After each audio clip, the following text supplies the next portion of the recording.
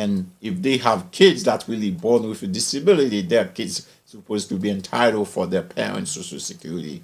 And that's what it's a must that you as the employer pay social security taxes on behalf of the employee. And then they have to sign. Well, I have a question. Yeah. What was that, Harry? I'm sorry. Go ahead, the questions.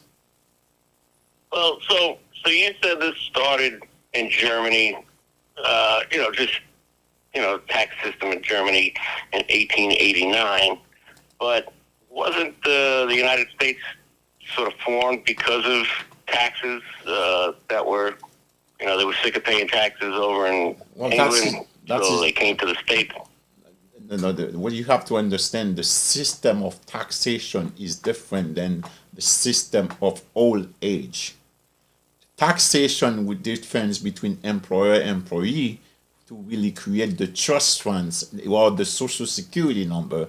In other words, who created the system of social security? And that's what the German did. They create a system where we copy it by giving everyone a number.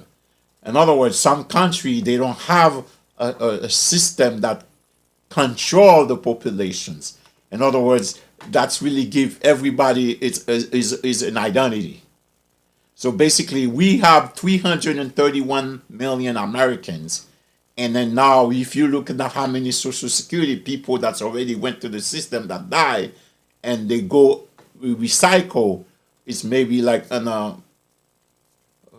300, maybe 15 million people died already from the system when it's original. You have 15 million Social Security that's not used. In other words, they belong to the government as the trustee, because the Social Security is belong to, actually the number belong to the government. It doesn't belong to it. It's like if it's like you form a corporation, and you, on the corporation, you are the beneficiary. And once the corporate officer, the profit is calculated, the corporate share has to go into the 1040 of the corporate officer, which is their personal taxes. Let's say if we have 4 corporate officers and we make $100, each one of them has to go and their share of $25. So therefore, let's say if 4 corporate officers misclassify the worker, you have 4 corporate officers going to be presented in front of the judge to say you misclassify your worker. Therefore, each one of you have to be accountable. Each one of them has to go to jail for 6 months and pay restitution for how many employee that they have they misclassify, or how many 1099 that was issued to the IRS. And that's what they call by misclassification of worker. In other words, is a federal code that goes to the federal, and then after the audit goes to the federal, the same audit now has to go to the state for workman compensation and unemployment insurance. So you need to sign a consent, and those forms has to be completed, and then the judge will go, and on the state court, the state judge will make the decision for workman compensation, and the federal is Social Security taxes. And then the money has to go into the Treasury Department and each employee that was misclassified, and they have to sign the consent, and the consent become a consent judgment against those corporate officers, and that's why it become the United States. So basically, they have to sign 3 consent. 1 consent with the Department of Labor, 1 consent with the IRS to open the 1099 to become a W-2 form, 1 consent, 1 power of attorney by the U.S. Attorney General. That's why they become the United States. And then the Justice Department now become under the federal judge to say now, based on the information produced the United States against John Doe, which is, if there is 4 John Doe, there will be 4 corporate officers. If there is 2 John Doe, there will be 2 corporate officers. Then they said the United States versus those 2 John Doe corporate officers. Now, each one of them has to be presented as a victim in front of the judge, and then the summary. Hey, Harry, we got somebody calling in. Hold on 1 second. Hello, caller. You are on the line. Harry's Tax Show. All you need to know. What can we do for you? I was just tuning through the radio and came across this, and it sounded very interesting. My name is Bob, by the way. I live in Brooklyn, and I work for New York City, but I also do some freelance stuff on the side. Okay. And I mean, I'm just curious with taxes. Like, how could I go about getting away with not paying taxes on anything? I mean, the city automatically deducts money from my taxes, and but I'm sick and tired of spending my hard-earned money and just throwing it away and hearing about all of the waste. I want to just end paying taxes. Hold on a second. I mean, taxes is a mess. So now you have to understand the philosophy of paying taxes.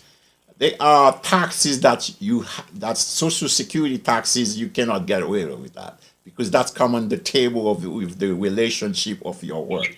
So now, if you have a second job, if you pay Social Security taxes, at the end that you can only pay $184,000, 500 and Social Security. Anything in excess that Social Security will come back to your 1040. So it depends basically, but the taxes under Social Security taxes, you cannot get rid of it. In other words, if you do freelance as now you wants to get a 1099, that would be something different than the contract as your job in the city. Yeah, I mean, and that's what I do. I contract for different companies, and they'll give me 1099s at the end of the year. So, and I'm just sick and tired of paying everyone else, and what am I getting in return for this? so, but what you need to do is to keep all your receipts, and then you could really write the 1099, and then that's how you could really deduct it from the 1099 before you pay Social Security taxes. And that's the answer in your case. You got to keep all your miscellaneous expenses. You got to keep all your miscellaneous expenses, and then you could really write up those before you get paid, because you got to do a Schedule C to really show exactly all your expenses before you could report that on your Social Security. That's your answer for your case. Say for instance, I have a home office here where I do work from home, or my second job doing the freelance contractor. Can I write off my rent, because I'm using the home office, and my cell phone because I'm using. Well, of course, that's your business expenses. That's your part of your work to you produce your contracting work, so you could do that. But you got to see exactly what is said on the law and the tax. I mean, if you have a CPA working with you, then they will tell you exactly according to the law what you can take, what you cannot take. Okay, and I don't need to, just because I'm one person. And people have advised me to, start, what do you call it, corporation.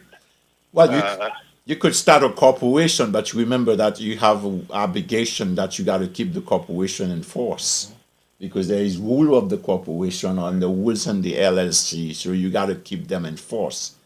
In other words, you got to pay whatever that they require for you to pay the sales taxes, whatever that you do, that you earn, that you got to keep it the book. So in your opinion, it's not worth it to, I would not say it's not, it's not worth it, but we remember more to really get a professional involved than if you were to really use it as a 1099, because you got to keep the books. You got to keep.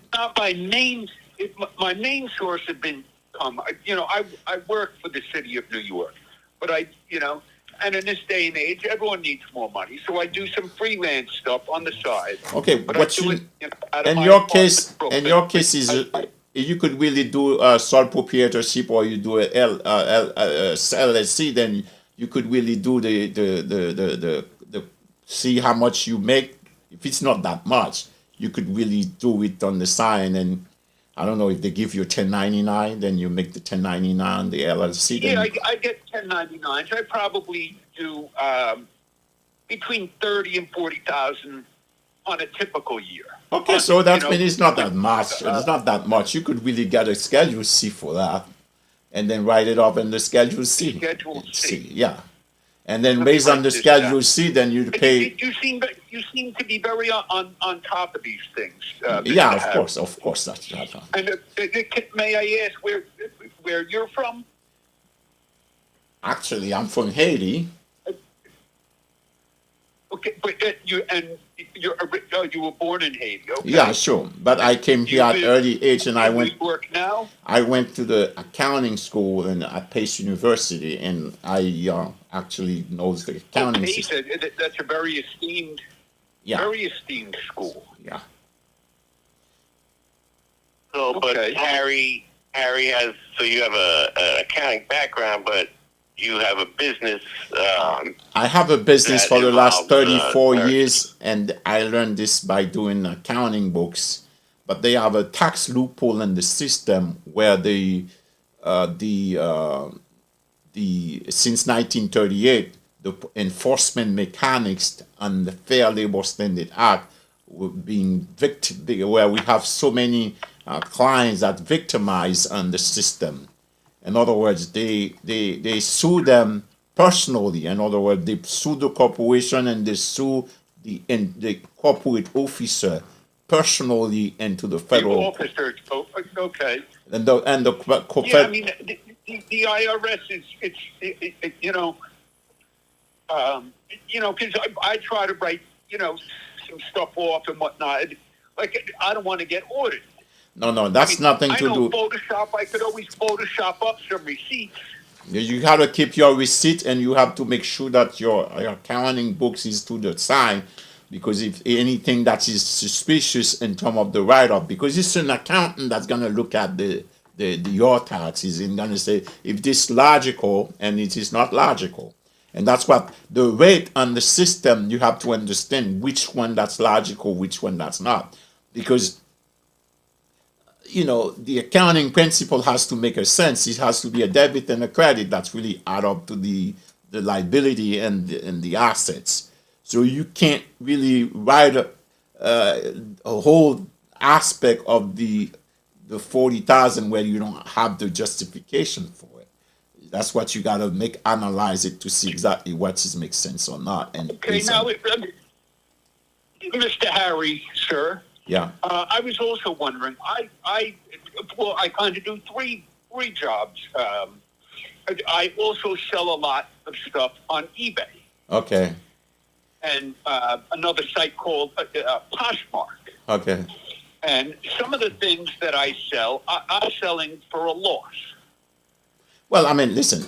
Anything you get that's really show, it's like you buying stock You sell the stock with high and you sell it low, then you got a capital gain. Same thing. So you got to keep your receipt. Whatever you lose, then you bring in and the share. You say I sold in eBay and I lost X. Then that would be another part of the Schedule C.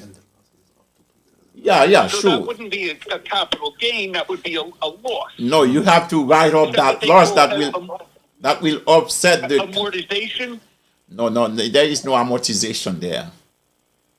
The amortization is mostly on if you have a house that you amortize the loan, and if you really have it's different. It's nothing to do with amortization there on the eBay that you really get.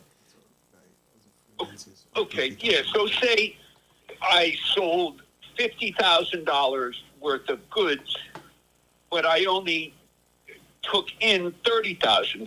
That is a loss. That is a loss. But you were saying I would need the original receipt. Well, actually, you have to show exactly how much you purchase it, then for you to really get the loss. You got to show in eBay how much Now, you what if buy it, I, and then for you to really get the loss. Mr. Harry, Yeah. so say, I know some Photoshop, and I made up some receipts saying what I paid, what I originally paid for it. How much? I don't want to companies, really talk this. I mean, if you make up the receipt and then the IRS, I mean, I don't want to really, talk about that in the radio. But that actually is the show that we could take another caller to see exactly what other question that they have. That's right. Yeah, That's basically it's. I was only kidding about that. If anyone else is listening. Okay. I wouldn't do anything like that. It was just a theoretical question. I understand. Because I don't even know Photoshop. I understand. Yeah, Mr. Harry, you really seem like you're on the ball. Thank you very much. Appreciate for calling. I think we need more people like you sharing this information with the general public. Thank you. Because, Bob, we appreciate your call. I don't know. We appreciate you calling. Call again, Bob. And any questions you have. Thank you. I want to wish you the best of luck with your tax situation. And I definitely do not recommend any of that Photoshop or whatever you're talking about. That was a rhetorical, theoretical question. Understood. Well, thank you again for your call. Wait, we gotta go. We appreciate the call, though, Bob. You take care. All right. You're welcome.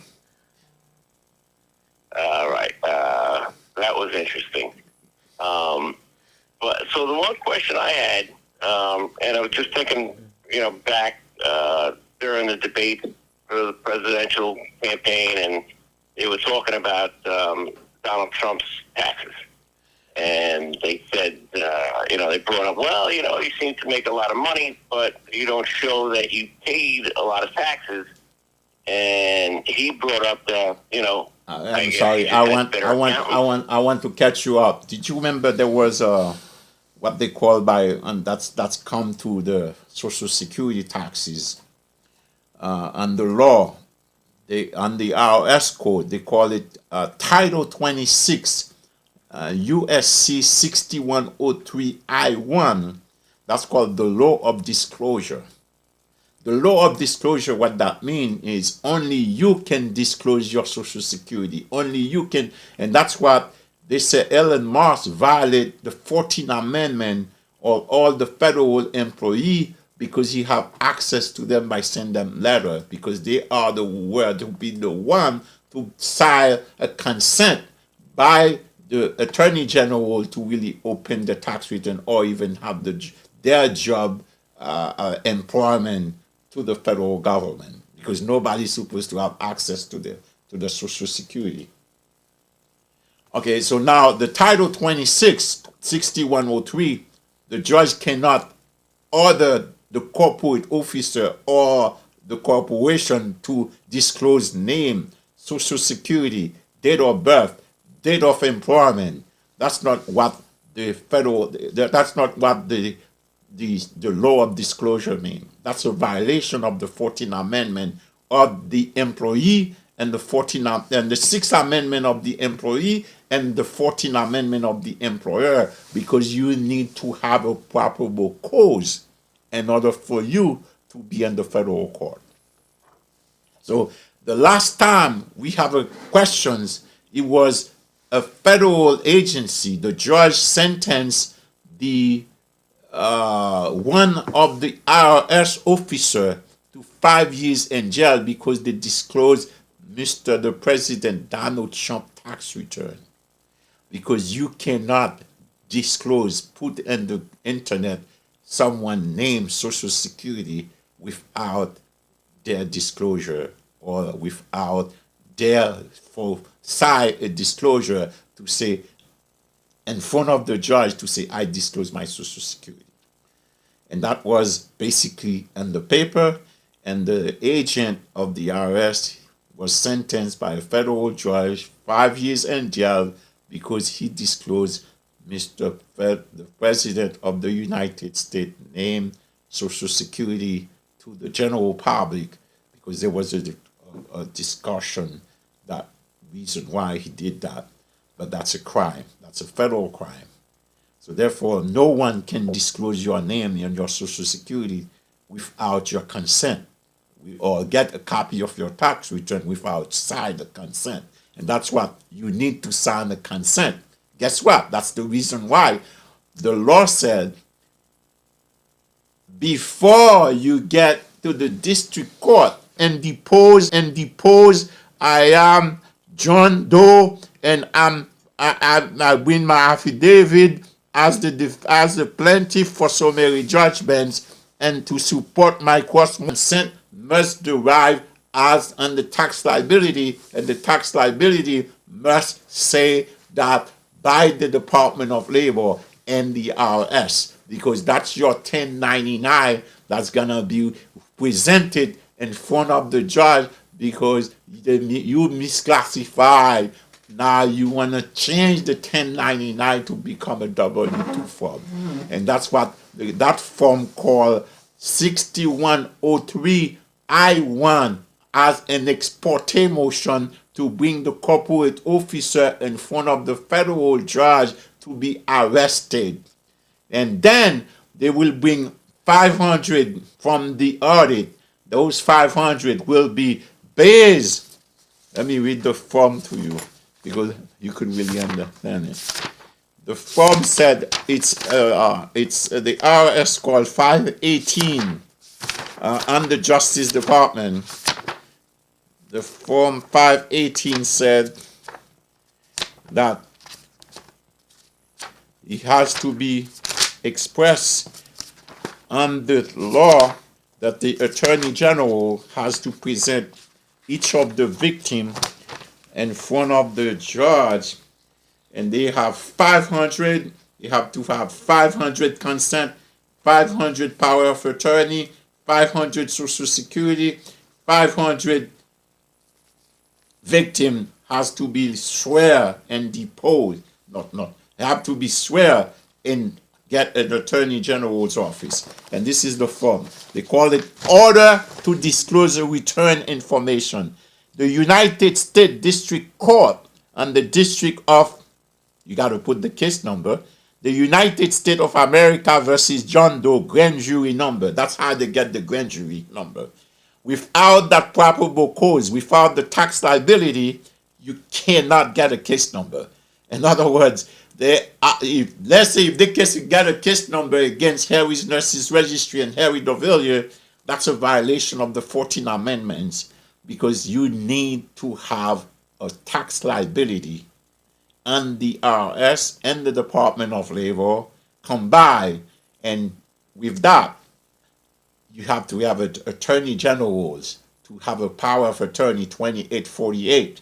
And that power of attorney now will have to do an ex parte motion to go to the Justice Department to get the corporate officer to be arrested. And then the judge will send the corporate officer to 6 months in jail and pay restitution. And that's what misclassification of worker from the 1099 to change it to a W-2 form. They're only gonna change the taxable income because now they're gonna pay Social Security. And the job of the IRS and the Department of Labor is to take the funds and transfer it to the Treasury Department on each individual name and Social Security that was victim on the case. And that's the end of it. This process takes about 6 months to a year or a year and a half. And that's basically it. And there is no such thing in appeal, because the probable cause was already established on the law. And once that is happening, the corporate officer has to present themselves with their attorney to be served. And he'll be served by the Attorney General's office to bring the corporate officer in front of the magistrate judge. And then the day of the sentence, they're going to bring all the Department of Labor now will have everybody's Social Security informations in front of will represent the attorney for the government, which is called two agency, federal agency government, and that's how they get the information done and to pay the restitution, and then everybody now have their 1099 and they have the credit. They only get the credit when they become 65, and that social security taxes now will be paid, and their social security names, and that's what they have. That 518 order to disclose the return and return informations, 500 to 1,000. Well, in other words, the reason I brought up. In other words, that's called the Dutch law. The Fair Labor Standard Act is civil and criminal. That's called in the Criminal Resources Manual. He cover under the 500 to 1,000, 501, 502, 503, 504, 506, 50, and this one, the law of disclosure is 518 to really present a corporate officer in front of the judge under the law of disclosure. And the IRS, they do the same. The IRS is Title 26. The IRS 60-103 I-1, which is we expand that to really be an ex parte motion in front of the judge. Because mostly the attorneys, they don't know the IRS code. They only know the law by saying the code 229 to 16B. But under law, they have 29 to 16A. That's why you pay $10,000 and pay restitution and 6 months in jail. And then 29 to 16B, you have the private cause of action, but it's only under the IRS code and the Department of Labor. And then you pay the attorney's fees. That basically goes to really go to the.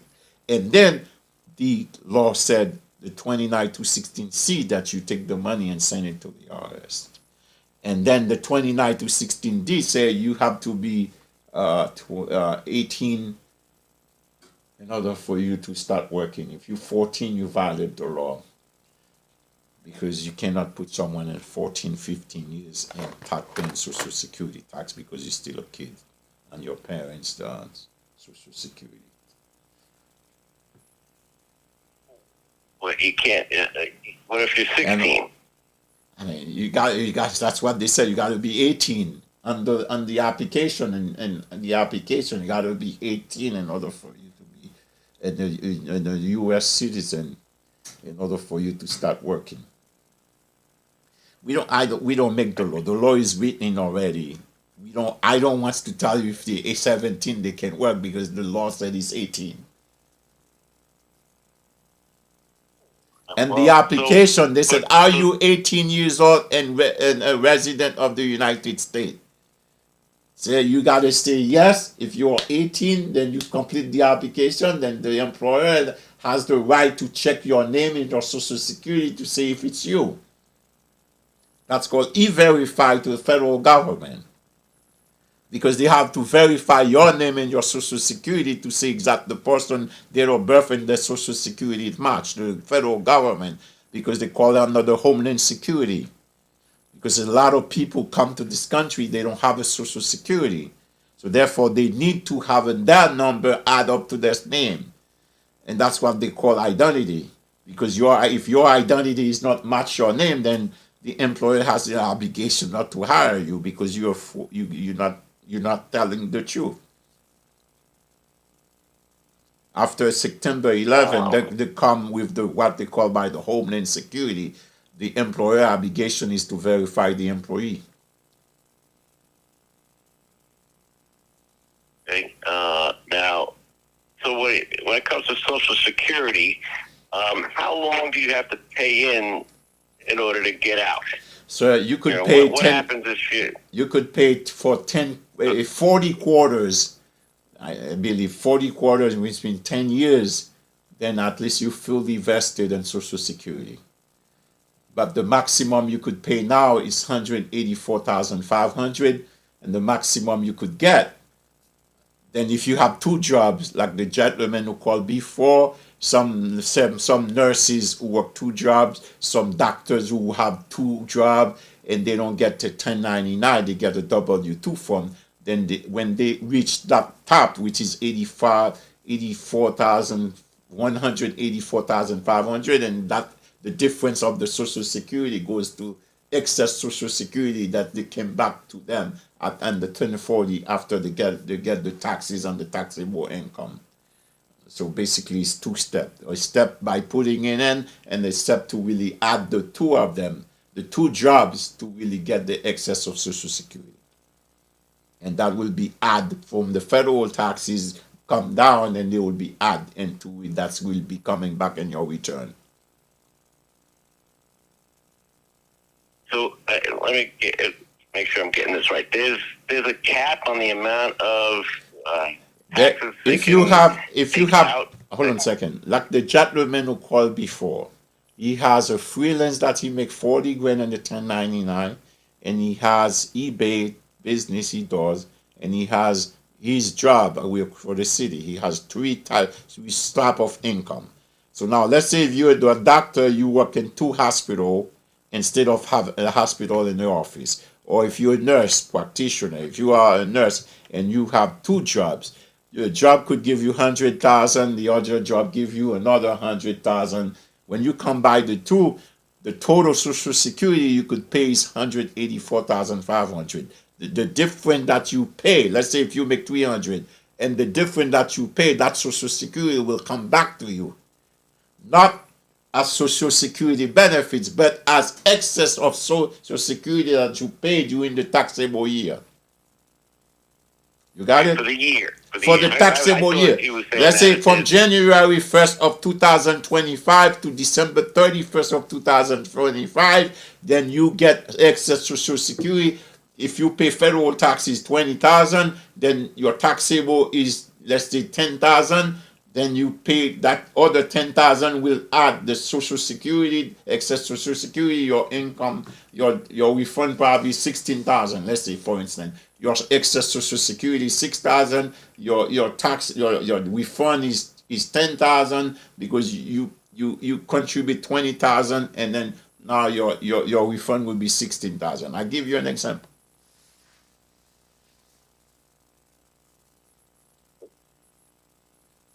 Hello? Yes, I'm there. I give you. You're going to give me an example? The example is, let's say you pay two jobs and you make 300,000, and then your taxable income is you pay taxes for 10,000, but in your two W2 form you pay 40,000, for instance. So now you take that 10,000, you subtract the 40,000 plus the excess Social Security, add to that 30,000, that give you an example of 6,000, that give you 36,000, for instance. I give you a brief example. It's not a real number. I give you an example.